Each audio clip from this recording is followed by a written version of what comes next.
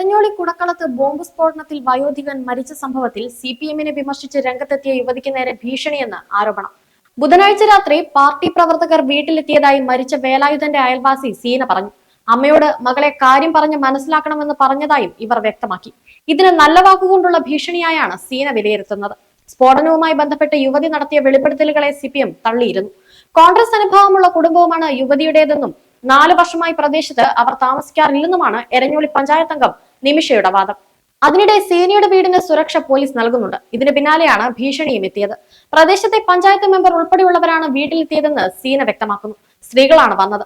മകളെ കാര്യം പറഞ്ഞ് മനസ്സിലാക്കണമെന്ന് അവർ പറഞ്ഞു. അവർ താൻ പറഞ്ഞാൽ കേൾക്കില്ലെന്നായിരുന്നു അമ്മയുടെ മറുപടി. സംഭവം പോലീസിനെ അറിയിച്ചിട്ടുണ്ടെന്നും സീന വ്യക്തമാക്കി. ആൾതാമസമില്ലാത്ത വീട്ടുപറമ്പിൽ തേങ്ങയെടുക്കാനെത്തിയ 85-കാരൻ ബോംബ് സ്ഫോടനത്തിൽ മരിച്ച സംഭവത്തിൽ സിപിഎമ്മിനെതിരെ രൂക്ഷ വിമർശനവുമായി സീന രംഗത്തെത്തിയിരുന്നു.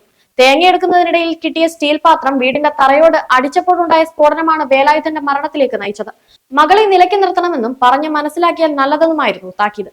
ഒരു പാർട്ടിയെയും പേരെടുത്ത് പറഞ്ഞിട്ടില്ല. ബോംബ് നിർമ്മാണത്തെക്കുറിച്ചാണ് പറഞ്ഞത്.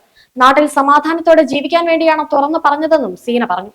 തലശ്ശേരി എരഞ്ഞോളിയിൽ വർഷങ്ങളായി സ്ഥിരം ബോംബ് നിർമ്മാണം നടക്കുന്നുവെന്നായിരുന്നു അദ്ദേഹത്തിന്റെ അയൽവാസിയായ യുവതിയുടെ വെളിപ്പെടുത്തൽ. വേലായുധന്റെ വീട് സന്ദർശിച്ച നിയുക്ത വടകര എം പി ഷാഫി പറമ്പിലിന്റെ സാന്നിധ്യത്തിലായിരുന്നു യുവതിയുടെ വെളിപ്പെടുത്തൽ.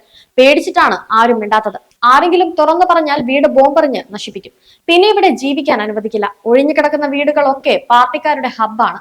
ഞങ്ങൾ സാധാരണക്കാരാണ്. മരിച്ചതും സാധാരണക്കാരനാണ്. ഞാൻ ഇതൊക്കെ തുറന്നു പറയുന്നത് ഈ നാട്ടിലെ എല്ലാവർക്കും വേണ്ടിയാണ്. തുറന്നു പറയുന്നതിനാൽ ഞങ്ങളുടെ വീടിനും ബോംബെറിയും. ആര് പറഞ്ഞോ അവരുടെ വീട് ബോംബെറിഞ്ഞ് നശിപ്പിക്കും. പിന്നെ ഞങ്ങളെ ഇവിടെ ജീവിക്കാൻ അനുവദിക്കില്ല. നിങ്ങൾക്ക് സഹായിക്കാൻ പറ്റുമെങ്കിൽ സഹായിക്കുക എന്നായിരുന്നു സീനയുടെ പ്രതികരണം.